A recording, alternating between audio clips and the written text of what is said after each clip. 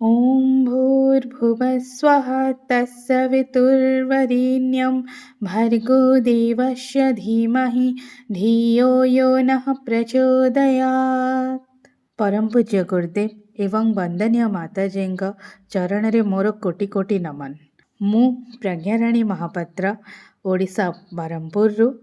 ମୁଁ ଜଣେ IT engineer ଏବଂ ମୋ ହଜବେଣ୍ଡ ଜଣେ ଚାର୍ଟର୍ଡ ଆକାଉଣ୍ଟାଣ୍ଟ।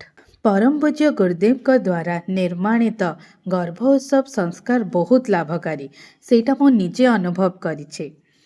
मो गर्भ अवस्था गर्भोत्सव संस्कार को मन दे पालन करुथिली। शांतिकुंज द्वारा आयोजित मॉड्यूलर कोर्स मध्य मु करिथिली। आउ शांतिकुंज द्वारा डेवलप गर्भोत्सव ऐप को भी बहुत डीपली फॉलो करुथिली। सकाळु उठिकी माताजींकर मॉर्निंग प्रेयर, मेडिटेशन, प्राणायाम, यज्ञ, आत्मबोध, उषापान ये सब मु प्रत्येक दिन करुथिली। प्रज्ञा गीत, नाद योग, संस्कृत श्लोक, गायत्री मंत्र ये सब मध्य मु प्रत्येक दिन करे। परम पूज्य गुरुदेव डॉक्टर चिन्मय पांड्या जी एवं अन्य मानक प्रवचन भी मु प्रत्येक दिन शुणुथिली। टाइम मिले ड्राइंग, क्विज, पजल्स, मैथ्स मध्य करुथिली। ए सब करिबा समय रे मो गर्भ उपरे हाथ रखी मो संतान सह संवाद करी ताकु जणाउथिली और चिंतन करुथिली कि मो संतान उपरे ए सबुर गभीर प्रभाव पड़ुछि। डिसेंबर 1, 2023 रे मोर गोटे झियटे हैला, ता ना वेदांशी। जन्म हेबा सांगे सांगे मो ता भितरे गर्भोत्सव संस्कार रो पॉजिटिव प्रभाव देखा पाई। जेमिति कि जन्म हेके आसिला परे मु देखिली ता हाथ खोला थिला, ताको मु सांगे सांगे गायत्री मंत्र गाईकी सुनेली। सी बहुत ध्यान से सुनिला और रिएक्ट करिला। भूर्भुवः स्वः तस्य वितुर्वरेण्यं भर्गो देवस्य धीमहि धियो यो नः प्रचोदयात्।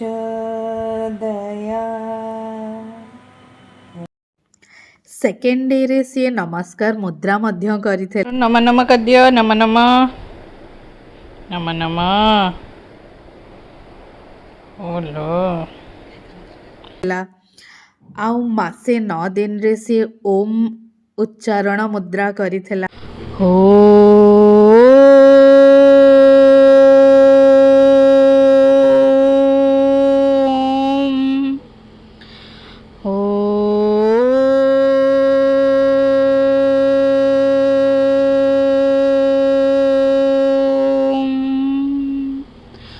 वेदांशी रो सबु माइलस्टोन बहुत जल्दी डेवलप होइचे। सी सबु तार माइलस्टोन 1-2 मंथ्स आगुआ करिछि। जेमिति कि 3 मंथ्स रे पेटेइबा, 4 मंथ्स रे बसिबा, 5 मंथ्स रे गुरुंडीबा, 5 मंथ्स 10 डेज रे छिड़ा हेइ जेबा, 8 मंथ्स रु हाथ धरिकी चलिबा और 11 मंथ्स रु हाथ छाड़िकी चलिबा भी से स्टार्ट करिथिला। एमिति तार सबु माइलस्टोन सी तार बहुत आगुआ डेवलप। गर्भ अवस्था रे थिला बेले ध्यान करिबा समय रे मु सबु बेले चिंतन करे कि मो संतानटी खुश मिजाज और हसमुख रहे।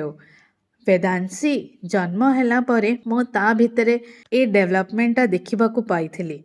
सीए सकाळु उठिबाठु नहीं कि राति सोइबा पर्यंत प्रत्येक मोमेंट सीए स्माइल करुथाए, हसुथाए, सीए खेलु थाउ, जे कौनसी काम करि थाउ सीए बहुत खुशी रुहे। सी कौनसी लोक को अचिन्हा देखेनी, समस्तଙ୍କ पाखକୁ जाए, तांका संगरे खेले, तांका संगरे हसे, तांका संगरे बहुत खुशी रे बिहेव करे। छोट बेलू सी प्रत्येक दिन आम संगरे यज्ञ करे और यज्ञ करने समय रे आहुति देला बेले से आम हाथ धरी आहुति दिए। 5 मासरू से जिते बेले गुरुंडीबा स्टार्ट कला सेते बेले ठाकुर घरु जेबे भी मंत्रर आवाज सी शुणे से गुरुंडी गुरुंडी ठाकुर घर को जाए। डॉक्टर चिन्मय पांड्या जींकर स्पीच आउ प्रज्ञा गीत से बहुत ध्यान से सुने आउ शुणिकी बहुत एंजॉय करे सी।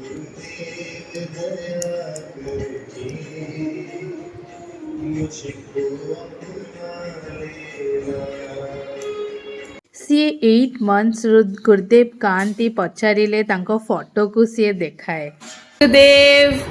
ଗୁରୁଦେବ କାନ୍ତି ଗୁରୁଦେବ କୋଉଠି ଅଛନ୍ତି? ସେଇଠି ଅଛନ୍ତି କି ଗୁରୁଦେବ? ହଁ ତାଳି ମାରିବା, ଫ୍ୟାନ୍ ଦେଖେଇବା, ଷ୍ଟମକ୍, ହେଡ୍, ମାଉଥ୍, ବଲୁନ୍ ଏମିତି ବହୁତ ଜିନିଷ ସିଏ 7 months ରୁ ଶିଖିଗଲାଣି। Vedanshi, where is your mouth?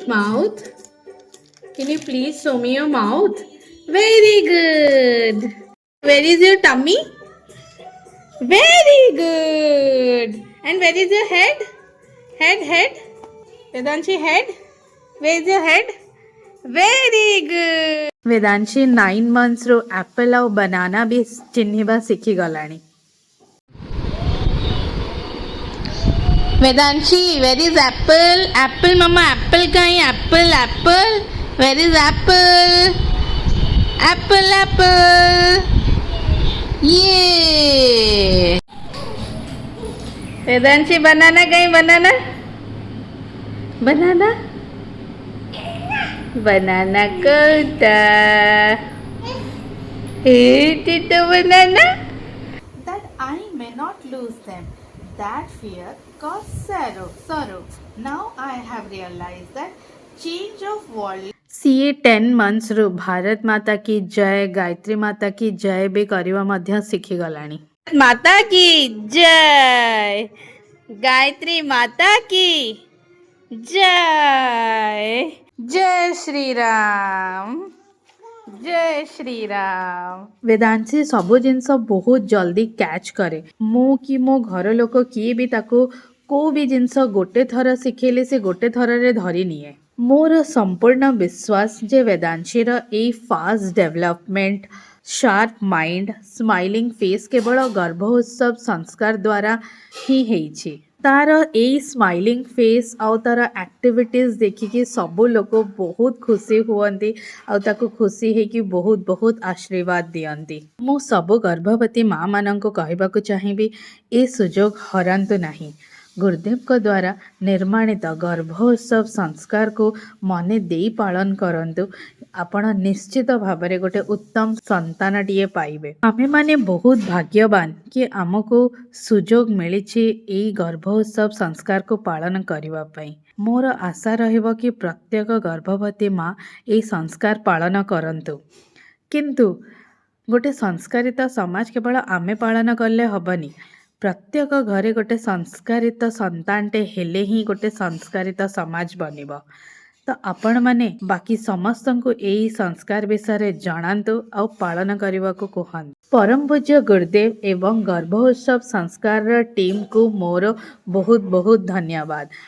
ଆଜି ତାଙ୍କରି ପ୍ରେରଣା ଏବଂ ଗାଇଡେନ୍ସ ଦ୍ୱାରା ମୋର ଗୋଟେ ଉତ୍ତମ ସଂସ୍କାରୀ ସନ୍ତାନଟିଏ ହେଇଛି।